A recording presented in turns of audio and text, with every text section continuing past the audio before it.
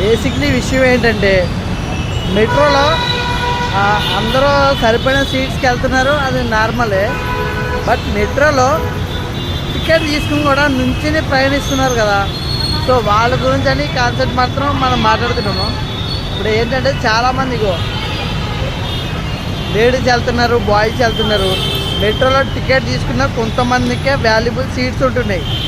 But ఏంటంటే ticket తీసుకుని కూడా నుంచిని ప్రయాణిస్తున్నారు. వాళ్ళ గురించి ఫ్యూచర్లో గవర్నమెంట్ ఏమైనా న్యాయం చేస్తుందా, లేదా గవర్నమెంట్ ఏమైనా ఎక్స్ట్రా సీట్స్ ఏమైనా ప్రిపేర్ చేస్తుందా అన్న దాని గురించి వీడియో చేస్తున్నా. నచ్చితే లైక్ చేయండి, సబ్స్క్రైబ్ చేయండి.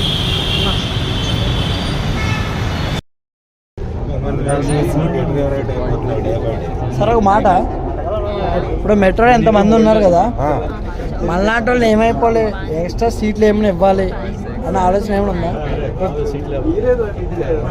ఒక మాట, అందరూ అవసరం బట్టి పబ్లిక్ ఇంట్రెస్ట్ ఎడ్యుకేషన్ మెట్రోలో డబ్బులు తీసుకుంటాం, సిట్టింగ్ ఇవ్వటానిక సిట్టింగ్కి స్టాండింగ్ వద్దు. స్టాండింగ్ అంటే ఎంత మెట్రో అందరూ ట్రావెల్ చేస్తారు.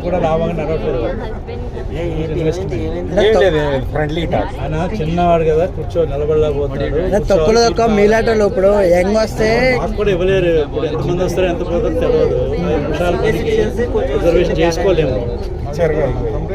అంటే ఇప్పుడు ఇట్లా స్టాండింగ్ పోవడం కంఫర్ట్ అని అంటారు. మినిట్స్ ప్రయాణం కదా, అది నిమిషాల ప్రయాణానికి సాధ్యం కాదు.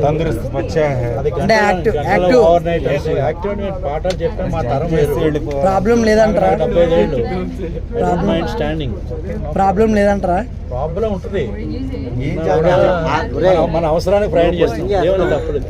అడగనే genuine young man, future of our India country. Thank you sir.